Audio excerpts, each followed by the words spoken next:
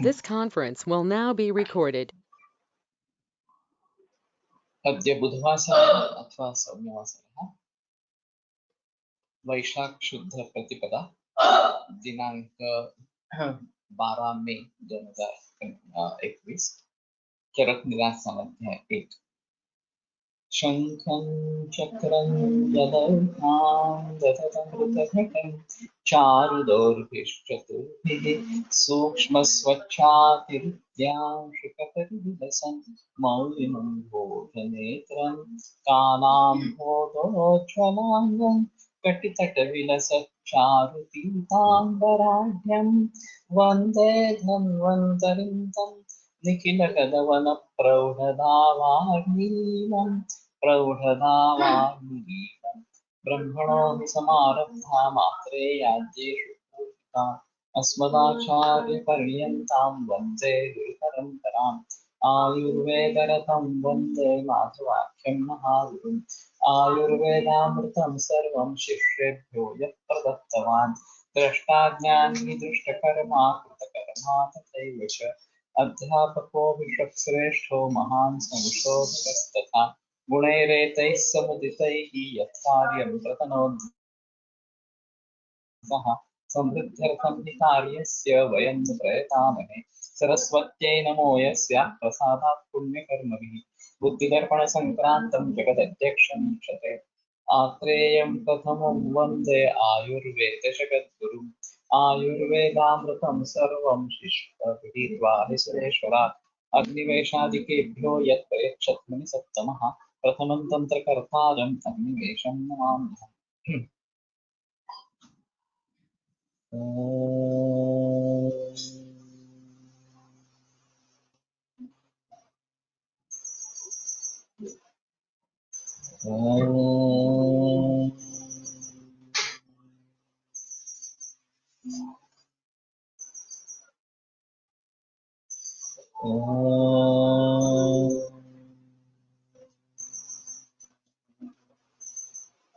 ओम शांति शांति शांति।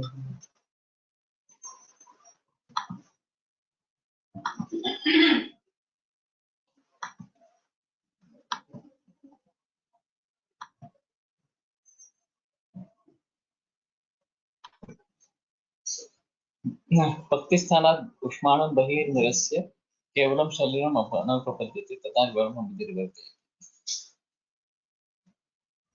तो मैं बात कर रहा था कि ज्वर की संप्राप्ति के बारे में। वात ज्वर कैसे निर्माण करता है इस प्रकार से ये बताया गया है। तो पूरा शरीर तब जाता है, ये एक अहम मुद्दा इसमें है। और संपूर्ण शरीर में वो अग्नि को लेकर पहुंच जाता है। No sound.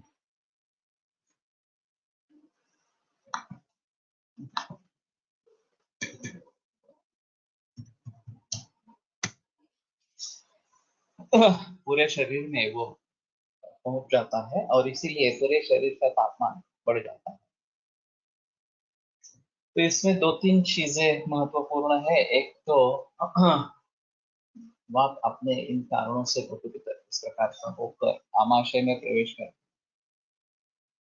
उष्मा के साथ या अग्नि के साथ मिश्रित हुई है और रसव स्रोत जो है उसका विधान करके उसको बंद करके और स्वेदव स्रोत को भी विधान करके पूरे शरीर में पहुंच जाता है। और स्वेदव स्रोत का अवरोध होने के कारण स्वेद नहीं होता इस प्रकार से।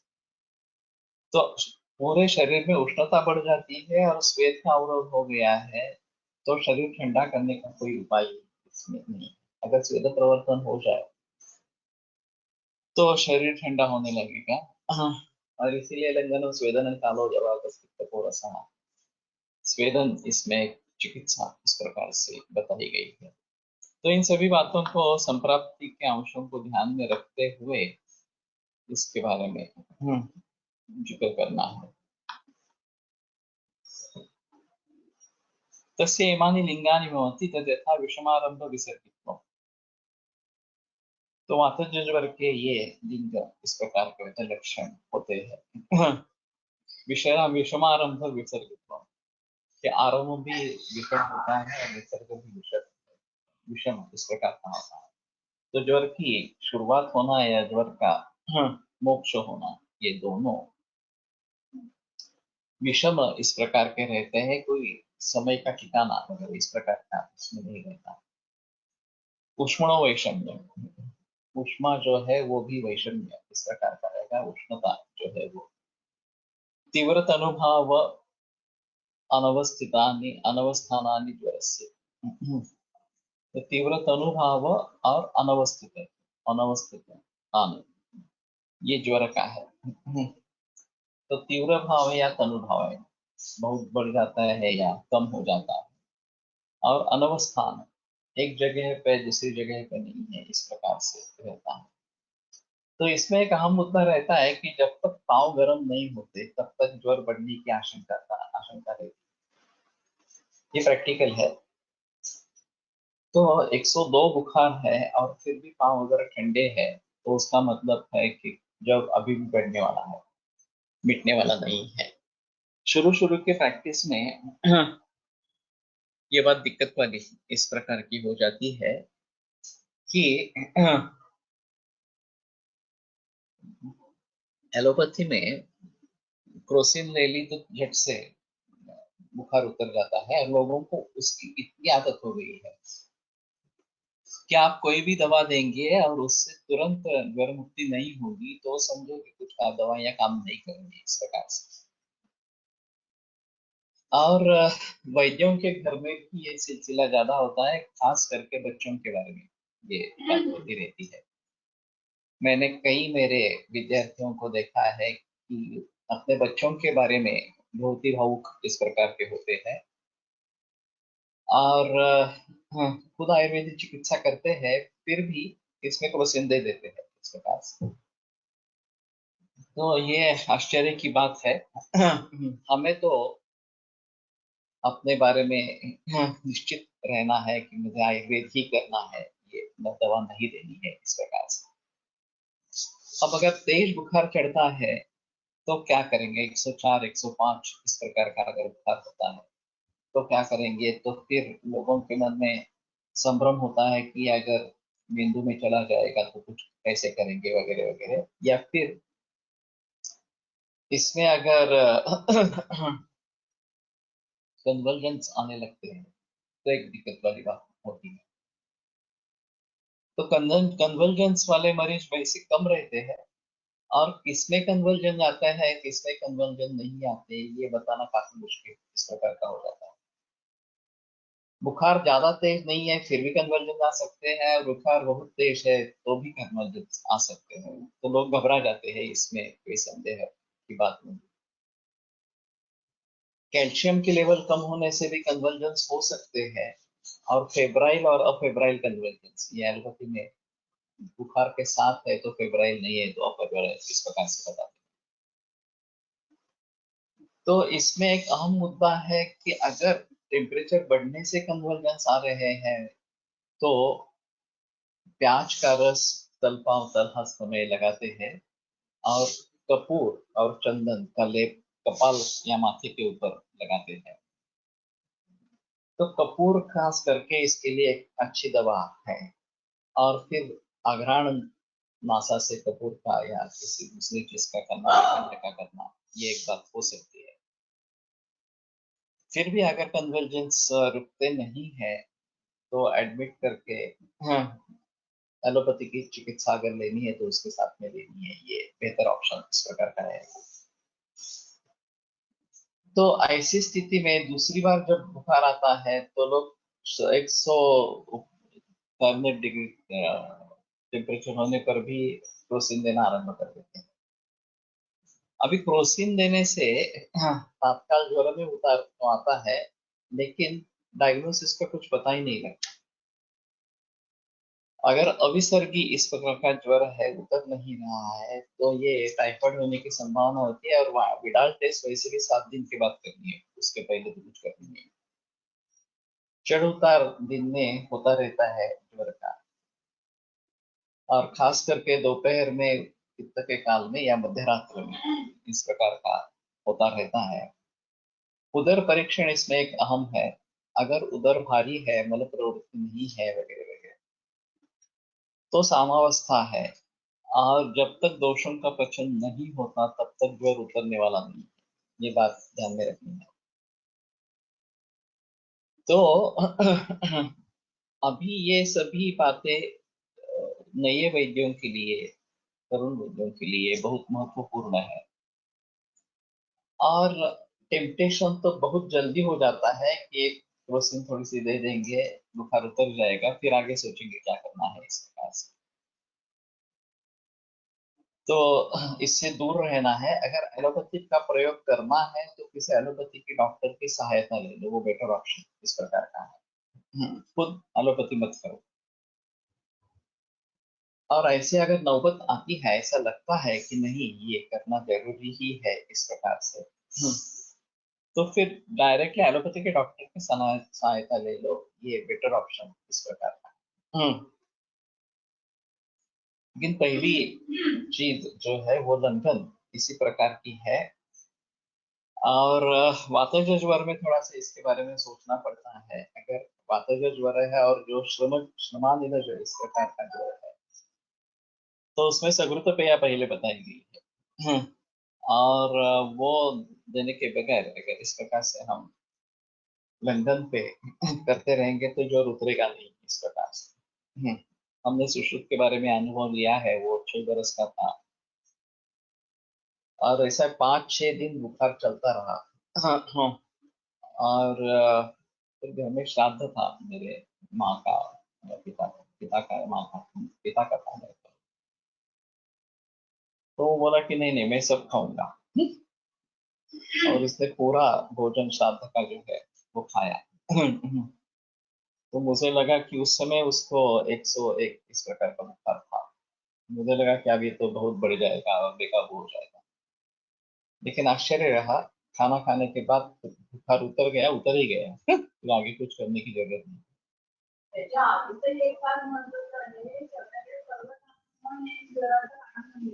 हाँ, पर्वतारोहण उसके पहले हम सिंहगढ़ पे गए थे। वो श्रमज ज्वर था सिंहगढ़ पे, वो चलते चलते चढ़ा था।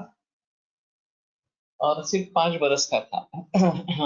तो कहने का मतलब ये है कि श्रमानिल ज्वर जो है उसमें सगुरुत पेया बताई गई।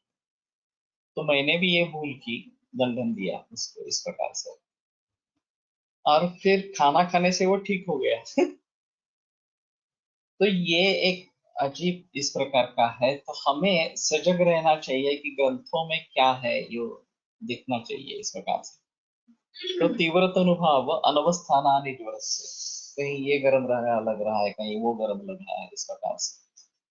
जरनांते दिवसांते निशांते घर्मांते व ज्वरस्य अभ्यागमनम अभिवृद्धि का। खाना पचन होने के अंत समय में, दिवस के अंत समय, सायंकाल में, निशा के अंत समय में, प्रातः काल में, घर्मांते व या ग्रीष्म ऋतु खत्म होते होते, ज्वर से अभ्यागमनम अभिवृद्धि का, ज्वर का आना या ज्वर की वृद्धि होना, ये वातज ज्वर का लक्षण इस प्रकार का बताया गया है। वाग्भट ने विषमा आगमापगम क्षोभ मृदता वेदनोष्मणाम वैषम्यम इस प्रकार का लिखा है।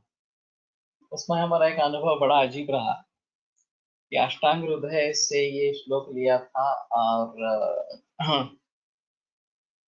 आगम से वैषम्यम अपगम से वैषम्यम इस प्रकार से उसको तोड़ा था। और वो सही था, उसमें कोई प्रॉब्लम नहीं था। अष्टांग संग्रह जो हमारे पास था वो बहुत ही गलती वाली किताब थी।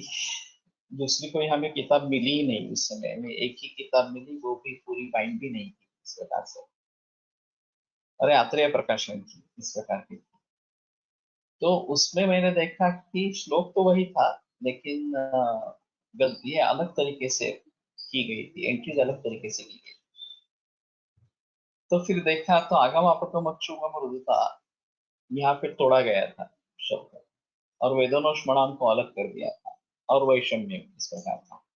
तो उसने आगम अपगम शोभ मृदुता ऐसे लक्षण लिखे थे, उसका वैषम्य से कोई संबंध नहीं। और अष्टांग हृदय में जो संबद्ध पाठ है उसमें ये पूरा एक ही पंक्ति है पूरी, आगम अपगम क्षोभम मृदुता वेदनोष्मणा, इस प्रकार से। अब ये मुसीबत खड़ी हुई और ये हिंदू टिप्पी का संबद्ध भी पाठ था। तो कौन सा पाठ ग्राह्य धरे? तो वैसे कुंटे ने काफी मेहनत की है अष्टांग हृदय के क्रिटिकल एडिशन के बारे में, तो वही पाठ ठीक होना चाहिए था। और फिर वेदनोष्मणाम, ये इसके ऊपर मैं अटक गया।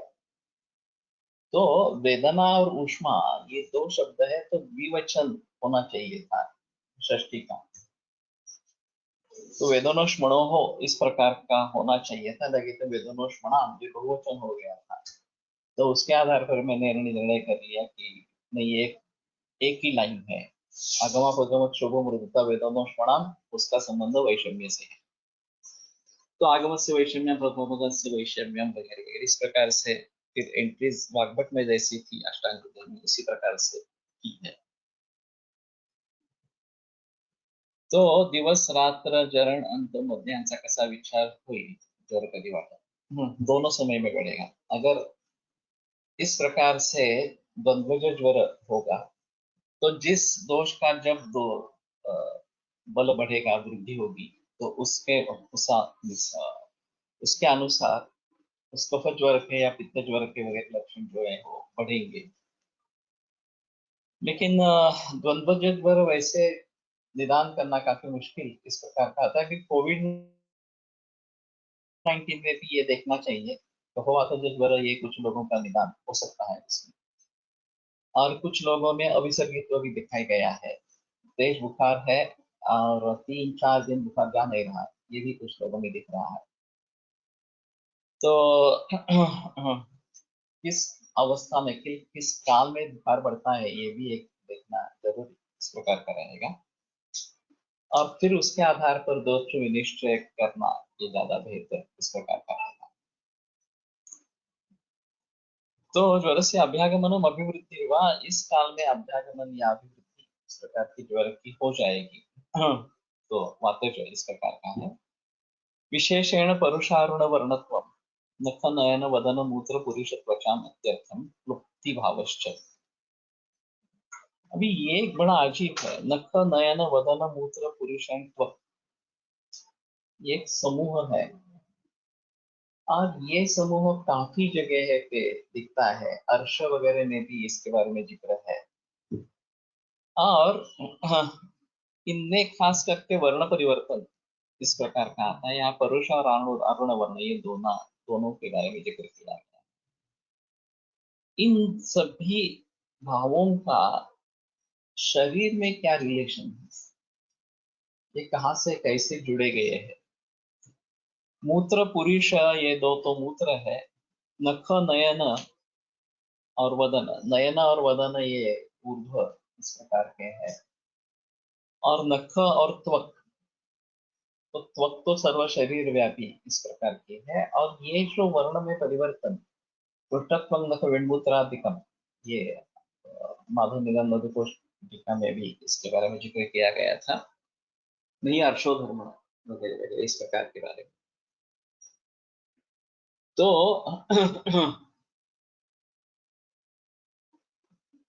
दोषों के जरिए निर्माण होने वाले हैं, वात से संबंध है तो कृष्ण होता है, कफ से है तो श्वेत होता है, पित्त से है तो पीत वर्ण का इस प्रकार का होता है। नहीं, परुष और वर्ण ये दोनों अलग अलग हो गए। परुषा झाला है यहाँ पे, लेकिन वो भी बराबर नहीं, पुरुष और अणुवर्ण, परुषत्व एक करकरीपणा इस प्रकार से, वर्ण से संबंध नहीं है। और शायद परश के बारे में कुछ देखेंगे, परश या परुष कि ये कोई वर्ण से संबद्ध है क्या, लेकिन मुझे नहीं लगता।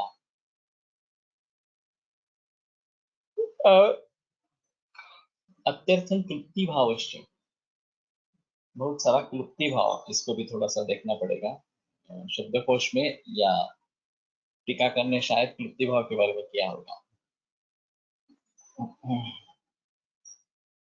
हस्तपाद औष्ण्याधिकस्थाने उदर श्वेतप्रदेश कामनाने बरेच कमी असणे का अनुमान करें। इसमें थोड़ा सा ऐसा है कि हाँ, जब आमाशय में दोष आते रहेंगे तो फिर से बुखार होगा, ऐसा है। अगर हाथ पाव गर्म है तो बढ़ने की चांसेस बहुत ही कम है।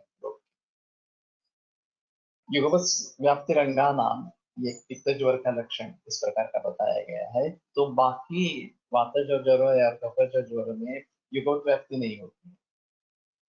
संभव व्यभिचाराभ्याम से विशेषण अर्थवत। तो अगर संभव है या व्यभिचार है तो विशेषण का अर्थ है, विशेषण अर्थवत। तो युगपत व्याप्तिरंगा नाम ये पित्त ज्वर में इस प्रकार से कहा गया है। और अगर ऐसा नहीं है तो पित्त ज्वर नहीं है, इस प्रकार से बता सकते हैं। और फिर जब तक पूरे शरीर में फैल नहीं जाता तब तक ज्वर बढ़ता रहता है, ऐसा थोड़ा सा दूसरा भी इसमें अर्थ है। तो उसको भी भली भांति ध्यान में रखना। फिर भी मैं नखन नयन वदन मूत्र पुरुष त्वचा, ये जो सभी भाव है उसका इंटरनली रिलेशन क्या है, ये एक थोड़ा सा मैं सोच रहा हूँ काफी वर्षों से। और अभी तक कुछ अच्छा सॉल्यूशन इस प्रकार का निकला नहीं है। तो सिर्फ यहीं पे वर्ण परिवर्तन, अब ये पुरुषत्व भी वासज में कहा गया है, लेकिन वर्ण परिवर्तन दोषों के अनुसार आता रहता है। और उसके आधार पर शायद हम दोष के बारे में कुछ भी निश्चय कर सकते हैं। हमने डायग्नोस्टिक सॉफ्टवेयर में कलर पैलेट दिया था, ये तो निदान ये जो डायग्नोस्टिक सॉफ्टवेयर बना उसमें कलर पैलेट हमने दिया था। जैसे साहिल्स मेथड ने हीमोग्लोबिन चेक करने के लिए कंपैरिजन के लिए कलर पैलेट इस प्रकार का होता है। उसी प्रकार से जो रंगों के विभिन्न शेड है, ये तो अभी हमें कंप्यूटर के जरिए बड़ी शांति दिखाई देते हैं, इसमें संदेह नहीं है। उसको सिर्फ संस्कृत में कैसे पहचाना जाए ये देखना पड़ेगा। ये काफी मुश्किल इस प्रकार का काम है, फिर भी हमने कुछ प्रयास उसके बारे में किया था, आगे भी कर सकते हैं इसके बारे में। और खास करके चित्रकला की जानना, चित्रकला में जिनकी रुचि है वो नखन नेत्र वदन रक्त स्थान, ठीक है। थोड़ा सारा सारत्व के बारे में सोचेंगे। सारा सारत्व में इसके बारे में कुछ निर्देश इस प्रकार है और उसमें धातुओं से संबंध बताया गया है। लेकिन इन बातों को थोड़ा ध्यान में रखना पड़ेगा और फिर उसके आधार पर ये दोषों की गति पर्टिकुलरली इस स्थान में होती है, ज्वर या अर्श इस प्रकार के विकारों में, ये बात ध्यान में रखनी। तो दोषों की गति के बारे में सोचते हुए ये एक अहम मुद्दा इस प्रकार का रहेगा। और मैं बात कर रहा था कलर पैलेट की। अगर हम अच्छे पिक्चर्स लेते हैं और कलर पैलेट में उसको थोड़ा देखने की कोशिश करते हैं, वैसे नख का शाव वर्ण होना या कृष्ण वर्ण होना केमोथेरेपी के बाद तुरंत अच्छा दिखता है, इसमें कोई प्रॉब्लम नहीं, तो स्पष्ट रूप से दिखता है। लेकिन उसके बगैर अगर हम इसको देखने की कोशिश करेंगे, वैसे पूरे त्वचा में भी इस प्रकार का कृष्ण वर्ण आ जाता है, पौरुषत्व भी आ जाता है। और कुछ लोगों में बुखार भी होता है केमोथेरेपी के बाद। तो शायद इसके जरिए इसमें वात प्राधान्य है, केमोथेरेपी के जो इफेक्ट्स है वो वात प्रधान इस प्रकार के है, ऐसा कुछ सोच सकते हैं। और फिर भी मुसीबत ये है कि लंघन पाचन की भी आवश्यकता रहती है और संतर्पण की भी आवश्यकता होती है और विशेषज्ञ चिकित्सा भी होनी जरूरी है। ये विषय के बारे में भी हम इसके बारे में थोड़ा सा सोच सकते हैं। विशद शाव शुष्कास्यो विष देने वाला जो व्यक्ति है वो शुष्कास्त्र वगैरह इस प्रकार का बताए, वो स्वभाव के अलंकार का बहुत अच्छा उदाहरण है का जो इस प्रकार का वर्णन है, विलक्षो वीक्षते दिशम वगैरह वगैरह इस प्रकार से। तो विष का भी उसमें संबंध है। तो इन सभी बातों को ध्यान में रखते हुए उसकी चिकित्सा होनी चाहिए। दोष ज्या प्रदेशात अधिक एकवटलेले असतात त्या प्रदेशात औष्ण्य अधिक जाणवते। लहान मुलात छाती भरलेली असताना उरस्थान अधिक गरम असते। टायफॉइड मध्ये उदर प्रदेश अधिक गरम लागतो। तो ये ठीक है, अगर इसका ये ऑब्जर्वेशन है तो उसको भली भांति करने की कोशिश करेंगे। अभी ये लेजर थर्मामीटर भी अवेलेबल है और इसके जरिए कोविड-19 के जरिए इसका प्रचलन काफी बढ़ गया है। तो औष्ण्य अभी हम आसानी से माप सकते हैं कहाँ पे ज्यादा औष्ण्य है। यकृत लिहा का औष्ण्य मैंने बीच में कुछ कोशिश की थी। अगर इस प्रकार की रोमांटिका की हिस्ट्री है तो यकृत लिहा कितने गर्म है ये हम उसके जरिए देख सकते हैं इस प्रकार से। लेकिन ये जो उसका कहना है कि टाइफाइड में उदर में ज्यादा औष्ण्य होता है, तो ये सीधा परीक्षण करने की इस प्रकार की बात है। और मस्तिष्क ज्यादा औष्ण्य है क्या ये भी हम देख सकेंगे और फिर उसके मुताबिक कुछ लेप वगैरह लगाना इसके बारे में सोच सकेंगे तो ज्यादा बेहतर इस प्रकार का रहेगा। तो ये थर्मामीटर तो मैंने लाके रखा है लेकिन ज्यादा प्रयोग नहीं हुआ है उसका। मैंने शुरू शुरू में 1-2-3 दिन हुआ, फिर बाद में वो पीछे पड़ गया। तो क्लुप्ति भाव का देखेंगे टीका में अगर कुछ है तो। अनेक विधोपमा चलाश्च वेदना चलाश्च वेदना तेषां तेषां तेषां अंगावयवा। तो अनेक विध इस प्रकार के चल और अचल वेदना, स्थिर है या फिर घूमने वाली इस प्रकार की वेदना उस अंगावयव में। अब ये काफी जगह देखा जाता है कि अगर किसी एक स्थान पर वेदना नहीं है, घूम रही है, तो समझ लेना ये बात है जो इस प्रकार का है और फिर इन्वेस्टिगेशंस में कुछ निकलने वाला है। अगर एक जगह पर कॉन्सेंट्रेटेड वेदना इस प्रकार की है तो शायद उम्मीद बनती है कि इन्वेस्टिगेशंस में कुछ निकले।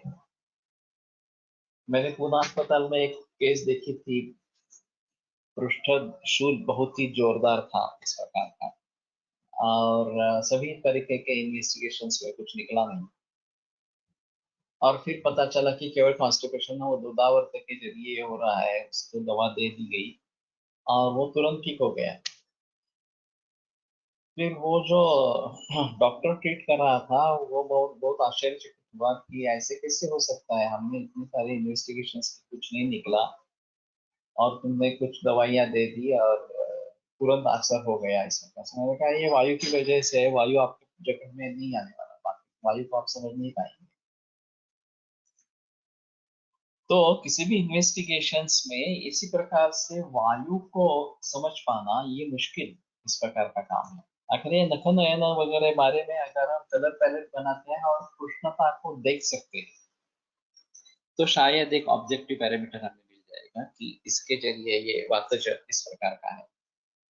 One observation, temperature of forehead is more and that of wrist less. She is having sinusitis post-COVID. Okay. तो जहाँ पे दोष है वहां पे पाचन उसका शुरू हो जाता है और फिर उसके जरिए वहां पे उष्णता बढ़ाई जाती है, ऐसा एक इसमें सोच सकते हैं। तो ठीक है, इसके बारे में थोड़ा सा देखते रहना जरूरी पड़ेगा। अभी एक पोस्ट कोविड जो म्यूकोरमाइकोसिस ये जो नया उपद्रव निकल आया है वो काफी गंभीर है अभी एक मेरे मरीज मेरे पास आया था रूबी हॉल में, आईसीयू में और वेंटिलेटर पे था। आंख चली गई थी, उसका ऑपरेशन कर दिया था। अब ब्रेन में इंफेक्शन है और उनकी कुछ दवाइयां चालू है इस प्रकार से।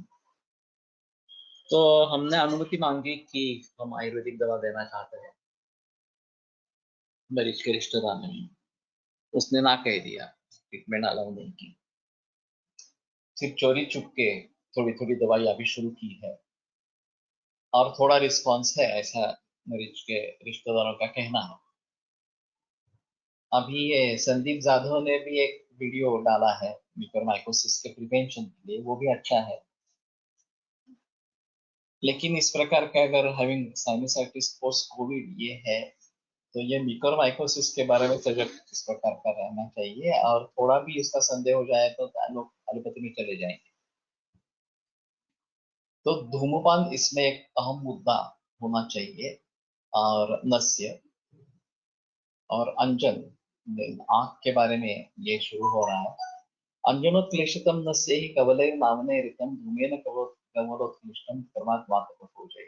ये अष्टांग संग्रह का श्लोक है कि पहले अंजन करना है, हाँ, फिर कवल करने हैं, और फिर नस्य करना है। अंजन करना है, फिर नस्य करना है, और फिर कवर करना है, और फिर बाद में धूम्रपान करना है। तो इस प्रकार के अगर मरीज होंगे पोस्ट कोविड, साइनोसाइटिस के हो या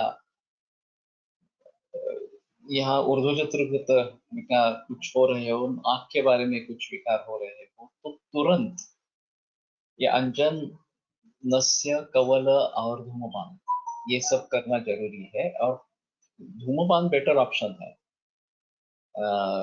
ये वाफारा लेना इससे बेहतर ऑप्शन धूम्रपान इस प्रकार का है। तो हम सभी लोगों को इसके बारे में थोड़ा जागरूक रहना पड़ेगा। और ऐसे केसेस आते हैं तो तुरंत हमारी दवाइयों से कोशिश करेंगे। वैसे एलोपैथी में 15-16 लाख खर्चा आता है ऐसा बोलते हैं इस म्यूकोरमाइकोसिस के लिए। और अभी ऐलान हुआ है कि फ्री में करवाएंगे, मुफ्त में करवाएंगे, लेकिन कितने लोगों को मुफ्त में करवाएंगे, और फिर भी सक्सेस रेट क्या रहेगा, ये भी बड़ी मुसीबत वाली बात है। तो बेटर ऑप्शन है कि वो न होने दे।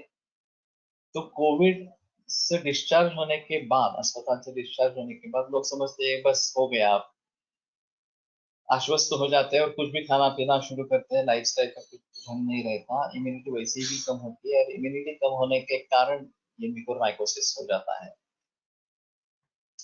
तो लोगों में सावधानी होनी चाहिए कि वैसे भी ये लाइफस्टाइल को फॉलो करना बहुत जरूरी है, चाहे बीमार हो या ना हो। और ये जो निर्बंध है अग्नि वगैरह के हिसाब से, उनको तो पालना ही है, उसमें कोई संदेह नहीं है। तो इस चीज का फायदा उठाते हुए अभी इसके बारे में लोगों के मन में भय है, तो शायद कुछ लोग मान जाएंगे कि ठीक है, जब तक ये खतरा टल नहीं जाता तब तक हम लाइफ स्टाइल अच्छी रखेंगे, सेंद्रिय ऑर्गेनिक ऐसा ही खाएंगे, नियमित योग व्यायाम वगैरह वगैरह इस प्रकार से करेंगे, हाँ, तो बेहतर ऑप्शन होगा। लेकिन इस प्रकार से अगर कुछ पता नहीं है, तो म्यूकोरमाइकोसिस होने के बाद, आंख चली जाने के बाद, ये आंख निकाल देना ये तो कुछ ट्रीटमेंट ही नहीं है। जो जो अवयव निकामी इस प्रकार का हो रहा है, काम नहीं कर रहा है, उसको निकाल देना है, तो दूसरों को इन्फेक्ट करते रहेगा इस प्रकार से। तो ये बड़ी समस्या अभी है। तो इसके बारे में थोड़ा सा इस प्रकार से रहो। तो देखा पादयोः सुप्तता, पाद में सुप्तता इस प्रकार का, पिंडिकयोः उद्वेष्टन। ते विविध अनेक विध उपमा इस प्रकार के लक्षण होते हैं, तो पादों में सुप्तता होती है इस प्रकार से। वैसे सुप्तता काफी गंभीर लक्षण है, क्योंकि ये समझते हैं ये नर्वस सिस्टम से जुड़ा है, और हमारे हिसाब में स्पर्श ज्ञानम असंशयम, ये रक्त के बारे में बताया गया है। तो रक्त और वात इन दोनों के बारे में यहाँ पे अपत्यक चिकित्सेचा विचार कसा करता येईल? मैं समझता हूँ धूम्रपान ही अहम चिकित्सा रहेगी। नस्य और धूम्रपान, या जैसे मैंने अभी सब बताया, अंजन, नस्य, कवल और धूम्रपान, ये करो। और फंगल इन्फेक्शन है तो शायद त्रिफला, कडुनिंब, रजनी वगैरह इस प्रकार से, क्वाथ से कवल, इस प्रकार से कर सकेंगे। और धूम्रपान में शोधन धूम्रपान या शमन धूम्रपान इस प्रकार का करेंगे। Use of excessive steroid during Covid treatment is the reason for mitosis, possible है। और इम्यूनोसप्रेशन देते हैं कि ये भी थोड़ा देखना चाहिए। तो एक विष का प्रयोग है, इन सभी द्रव्यों के द्वारा विष का निर्माण किया जा रहा है। तो विषग्न भी चिकित्सा होनी चाहिए, ये एक इसमें अहम प्रकार का मुद्दा रहेगा। चाहे दशांग लेप की पाउडर को इस प्रकार से धूपन करके वो धूप ले ले, ये एक ऑप्शन रहता है। रोज दिनचर्या फॉलो केली पाहिजे, हा उत्तम उपाय, ये तो सही है। केवल दिनचर्या ही नहीं, पुरा स्वस्थ पालन करना चाहिए। शीघ्र गती असलेला धातुगामी कुष्ठचा विचार मायक्रो म्युको मायकोसिस मध्ये उपयुक्त ठरेल असे वाटते। लेकिन कुष्ठ में शीघ्र गति ज्यादा नहीं होते हैं। कुष्ठ वैसे धीरे धीरे धीरे चलने वाला इस प्रकार का है। तो मेरे ख्याल में इम्यूनिटी कम होना यही सबसे अहम है। तो उसके हिसाब से हमें इम्यूनिटी बढ़ाने वाली रसायन चिकित्सा यही सबसे अहम यहाँ पे रहेगी। इसके बावजूद रसायन चूर्ण हो, गुरुची घन हो, या इस तरीके से वर्धमान पिपली वगैरह इस प्रकार के रसायन हो, इन सभी का प्रयोग करना चाहिए, तो फिर ये बात हो सकती है। शुंठी कपूर लेप वो तो ठीक है, लेकिन मेरे ख्याल में नस्य और धूम्रपान ये बहुत जरूरी है। आभ्यंतर विसर्प कह सकते हैं, बाह्य विसर्प नहीं, लेकिन आभ्यंतर विसर्प कह सकते हैं। और बहुत तेजी से प्रसर हो रहा है, तो ये थोड़ा वात और पित्त से संबंध रहेगा। वैसे हम सोचेंगे कि फंगस है तो कफ से संबंध ज्यादा होगा, लेकिन जिस तेजी से ये फैलता है वो कफ के गुणों के खिलाफ इस प्रकार का है। तो थोड़ा ये संधिपात इस प्रकार का माने, और विष से संबंधित रखे स्टेरॉइड ये जो दी जा रही है इसके बारे में। और रेमडेसिविर वगैरह इस प्रकार की जो एंटीवायरल दवाइयां हैं, उनके बारे में भी सोचना पड़ेगा। तो एंटीवायरल का भी रोल, तेषां प्रधान प्रशमे प्रशमः, ये अगर उपद्रव है कोविड का, तो कोविड ठीक ठीक तरीके से शांत नहीं हुआ और उसमें दोष वैषम्य प्राकर उपद्रव निर्माण हुआ, ये भी बात हो सकती है। कोविड का उपद्रव हुआ तो कोविड की मूल रूप से चिकित्सा होनी चाहिए, वो रसायन चिकित्सा यही प्रधान इस प्रकार की है। तो ये अभी गांगुसबीर, ये जो गांजूसबीर, ये जो दवा शालीपर्णिका घन है, इसको anti viral activity in vivo देखी गई है। इन विट्रो में कुछ सेल लाइंस पर उन्होंने काम किया था, ज्यादा उसमें रिजल्ट्स आए नहीं, लेकिन इन विवो अच्छी रही ट्रायल, ऐसा कहना था उसका। माइस में भी किया है उसने। लेकिन ये बात अगर है तो शायद उसका डोज ज्यादा बढ़ के, क्योंकि शालीपर्णी वैसे भी त्रिदोषज्ञ है, रसायन है। ये दो अहम मुद्दे हैं शालीपर्णी के बारे में। तो उसका ज्यादा इस्तेमाल करेंगे तो एक ज्यादा अच्छा इस प्रकार का रहेगा। और शायद अगर कफ प्राधान्य है तो चित्रकारिता के बारे में सोच सकते हैं। ये भी एक अच्छी दवा होगी। लेकिन अगर पित्त का संबंध है तो थोड़ा पथ्या कुसुम्बरा दिलेह इसके बारे में भी सोच सकते हैं। तो मेरे ख्याल में दोषों पर ध्यान दो और दोषों के अनुसार चिकित्सा करने की कोशिश करो, लेकिन नस्य धूम्रपान ये दोनों होणे जरुरी इस प्रकार का आहे. स्टेरॉइडमुळे धातू शैथिल्य अधिक होते. O2 मास सतत मुक्त प्रदेशी असतो.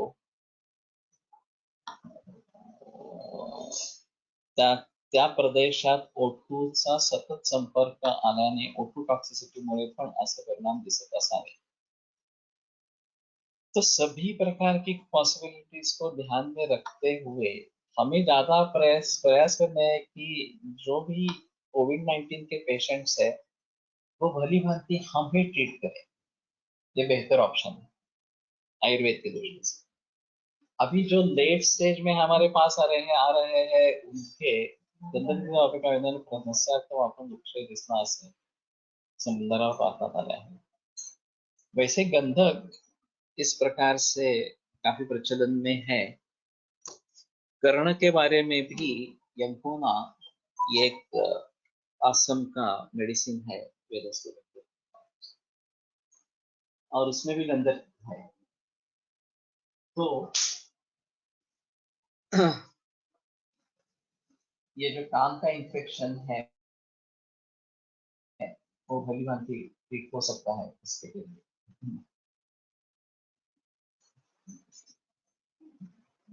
और सल्फर ड्रग्स ये एलोपैथी में एक पहले जमाने में ज्यादा प्रचलन में थे.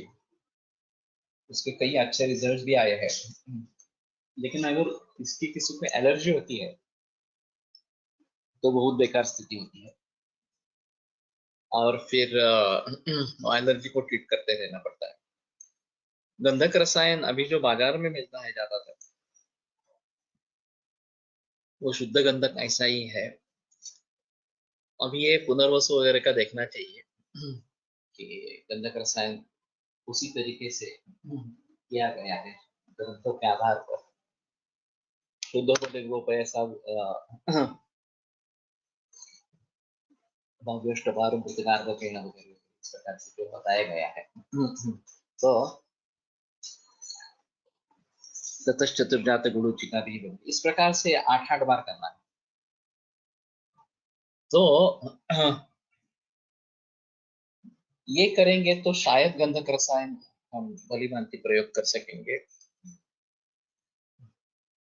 फिर भी जिन रोगियों में सल्फा ड्रग की एलर्जी है उनको इससे भी एलर्जी हो सकती है. तो ये थोड़ा सा देखना चाहिए. तो मेरे ख्याल में पथ्या कुस्तुंभरादि लेह ये एक बेटर ऑप्शन है. चित्रकारित की लेह ये अगर कफवात प्राधान्य सध्या एक भावनास दिले जाते. ओके गंधक रसायन एक बार सामने से बात करेंगे विवेक सामने से. नहीं तो मंगेश टंके अगर है वो अगर बना के देता है 8 भावना वाला ग्रंथ से तो बेटर ऑप्शन इस प्रकार का रहेगा. मेरे हाथ से गंधक रसायन छूट गया क्योंकि 1-2 लोगों में काफी रिएक्शन आ गई उसकी और फिर वो रिएक्शन को ट्रीट करना ये दूसरा काम हो गया. कुछ तो वैसा ही रहा. ये रिएक्शन को ही ट्रीट करते रहे. तो इसके बारे में थोड़ा सा हाईवे मोटा है जुना हाईवे का सावधान इस प्रकार का होना चाहिए. इथं ते मठ बघितलं का कुठल्या महाराजांचा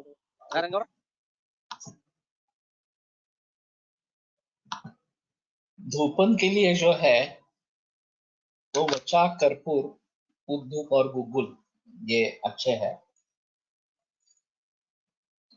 तो इनका प्रयोग कर सकते हैं. वैसे सरसों वगैरह हिंगू भी है सरसों भी है. दोषों के अनुसार इसका चयन करिए ज्यादा बेहतर इस प्रकार का रहेगा. या जो विषग्न धूप है उनके बारे में हम सोच सकते हैं. हाँ बाजार में इजीली क्या अवेलेबल है ये भी देखना उचित इस प्रकार का रहेगा. तो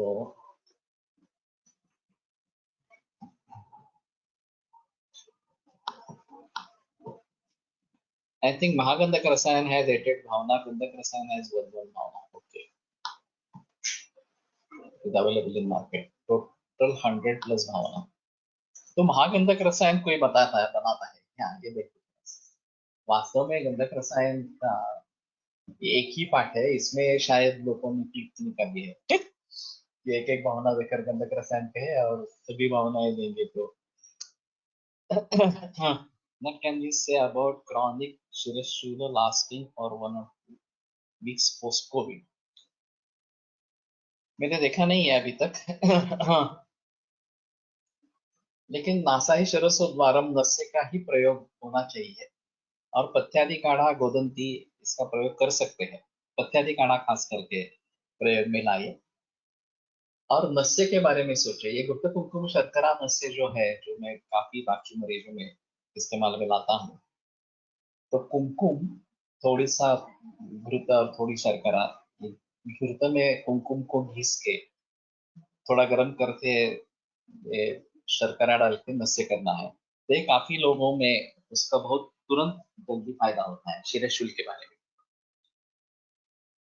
तो इसमें भी अगर हम विषय के बारे में सोचेंगे और विषज्ञ इस प्रकार के कोई नस्य का प्रयोग करेंगे शिरीष को लेकर। अभी शिरीष अच्छा मिलता है नहीं मिलता है मुझे मालूम नहीं है।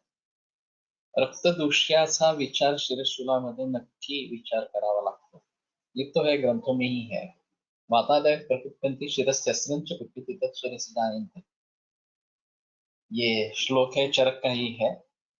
और सभी दोष और रक्त इन सभी का विचार करना चाहिए। तो इसमें शायद जलों का उच्चारण की भी बात हो सकती है शिरशूल को कम करने के लिए। शंख प्रदेश में खास करके जलों का उच्चारण इस प्रकार से किया जाता है। तो कहने का तात्पर्य अर्थ है कि आयुर्वेद समग्र रूप से ध्यान में ले लो। कोई ये पढ़ा है वो पढ़ा है, सिर्फ ये इससे ये सुना है उससे वो सुना है, ऐसा मत करो। सर्वांगीण दृष्टि से विचार करो और फिर उसमें जो जहां पे योग्य होगा उसका प्रयोग करो। केवल ये सर इस प्रकार से करते हैं इसलिए वो देना है और ये मालूम ही नहीं ये नहीं देना है, ऐसे ऐसी बारी नहीं होनी चाहिए। तो पथ्यादि काढ़ा लेकिन फिर भी अच्छा रहेगा मुझे लगता है, और रेगुलर उपलब्ध है, उसमें कोई प्रॉब्लम इस प्रकार का नहीं। वैसे बहुत सीधे सादे द्रव्य है।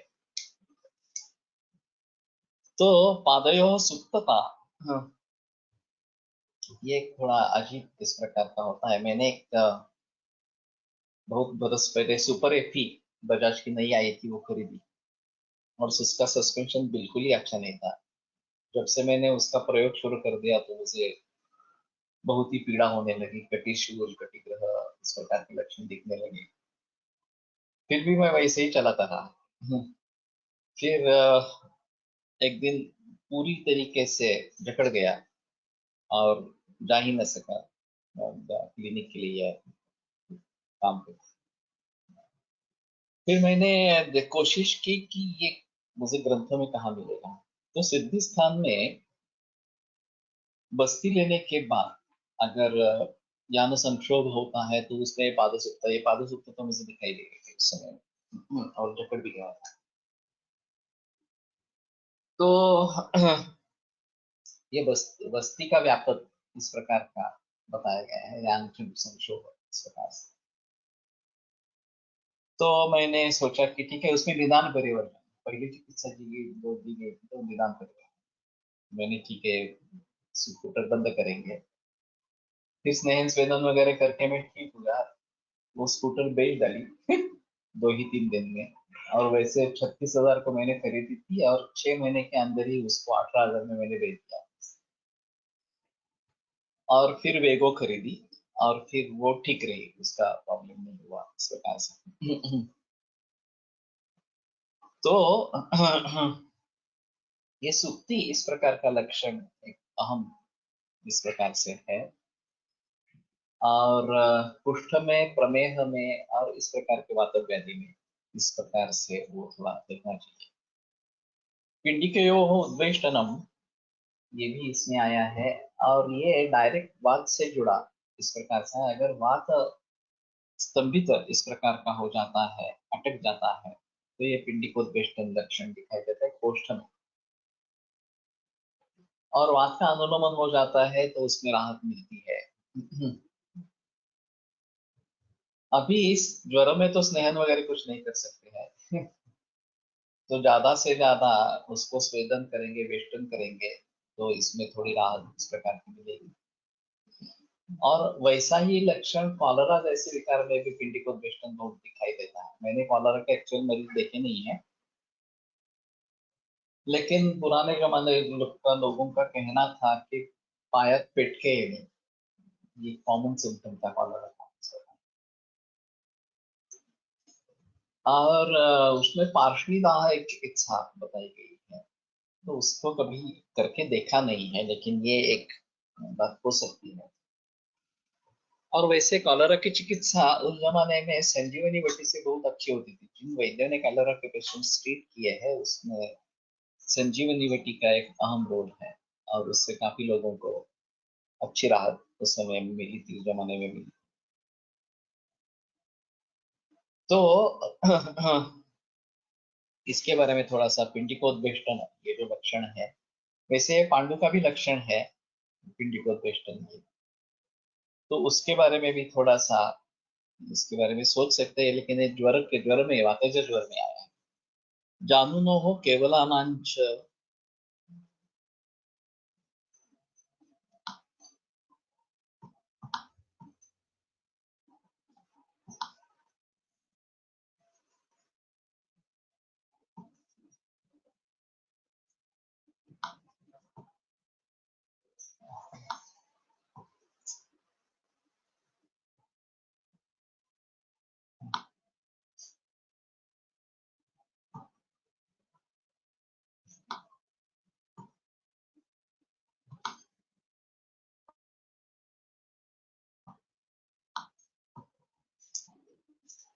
हाँ,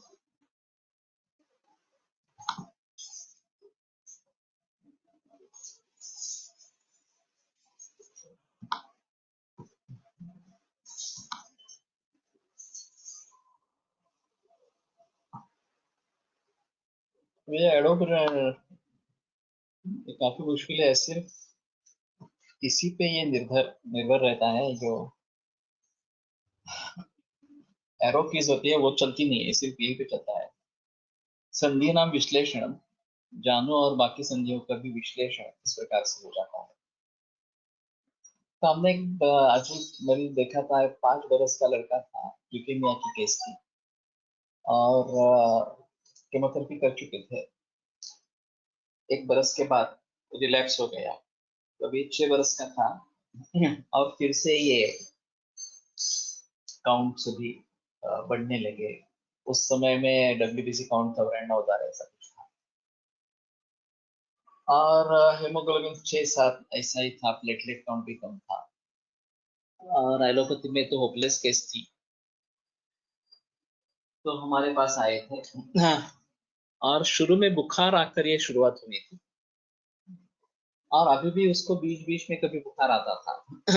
तो मैंने शुरू से ही जंग जय मंगल से ही प्रयोग किया था उसके केस में, और उसके साथ में हीरा भस्म वगैरह ये भी चल रहे थे। 6 महीने तक अच्छा रहा, कोई प्रॉब्लम नहीं आई।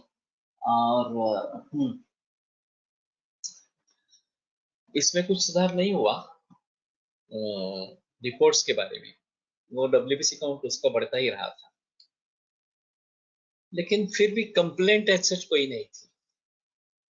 और फिर अचानक बुखार आ गया, और जानु संधि में बहुत शोथ इस प्रकार का हो गया, पूरे शरीर पे चकंदल जिसको बोलते हैं इस प्रकार से उभर आए। तो कोठानाम शावरक्तानाम मंडलानां च दर्शनम, ये जो संधिपात ज्वर में बताया गया है, वो लक्षण उत्पन्न हुआ, और तुरंत 2 दिन में उसकी मौत हो गई। तो मेरे ख्याल में अभी रक्त इसके जो मरीज मैंने देखे हैं ज्यादातर ल्यूकेमिया के, वो ज्यादातर मरते हैं रक्त पित्त से। कहीं से ब्लीडिंग शुरू होता है, नाक, मुंह, आंखें वगैरह से, या फिर गुदर से, या योनि प्रदेश से, या मेढ्र से, इस प्रकार से। और फिर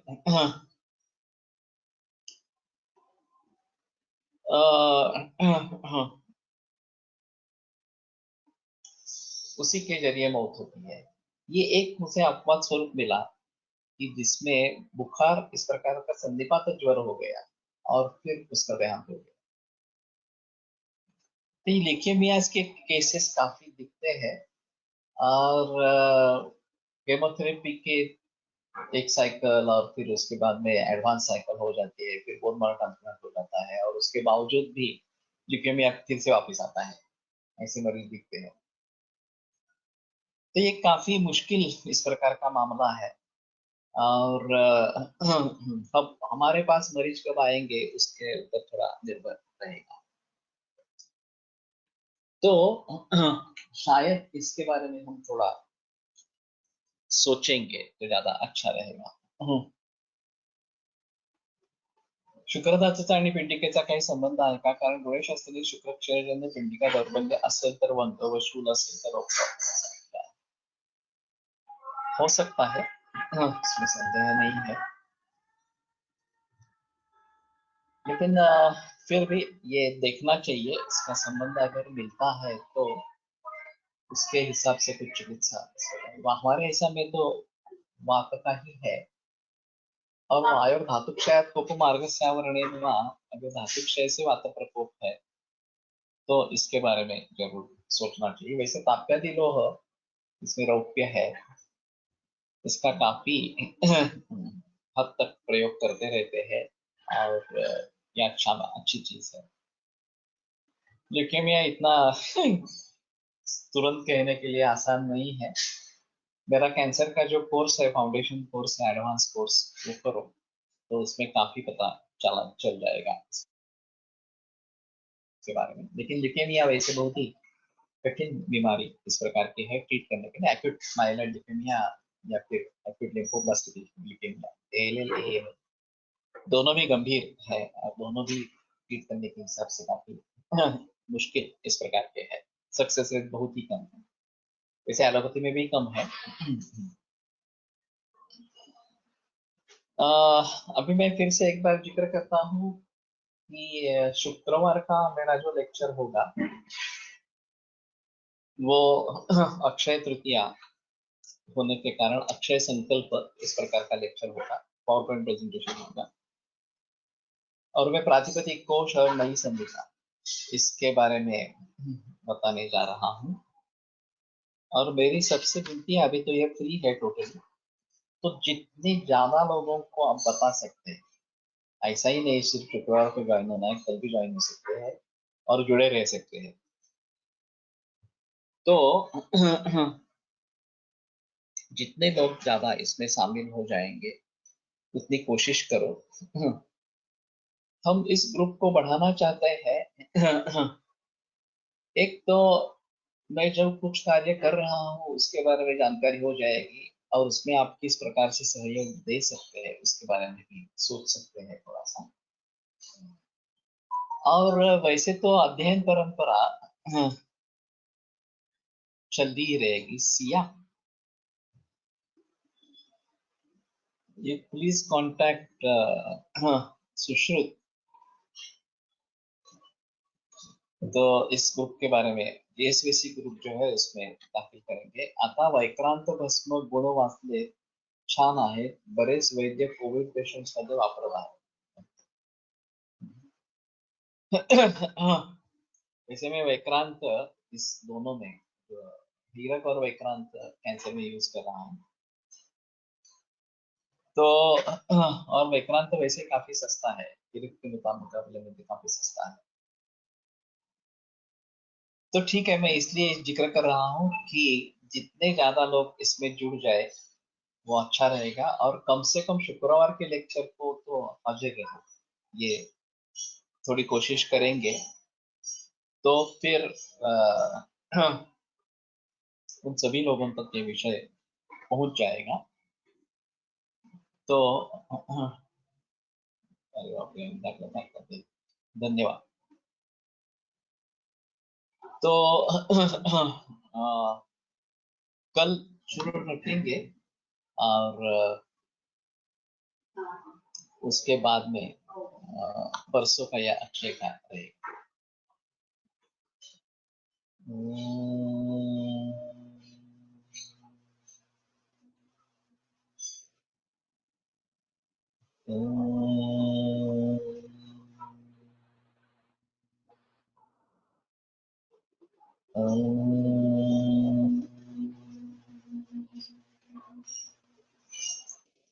आयुर्वेद प्रकांडो निगदित इह हि शल्यतंत्र प्रधानः शिष्येभ्यः शाश्वतोऽयं निखिलजनकृपा व्याप्तचित्ते मयेन आयुर्वेदस्य वाञ्छन् पुनरपि भुवने तां च सुष्ठुप्रतिष्ठां श्रेष्ठं धन्वन्तरिं तं प्रणमति च सदा वैद्यवर्गो हि नूनं वैद्यवर्गो हि नूनम् विरम्यते व्याख्यानव्यापारः श्वः पुनरपि मिलिष्यामः।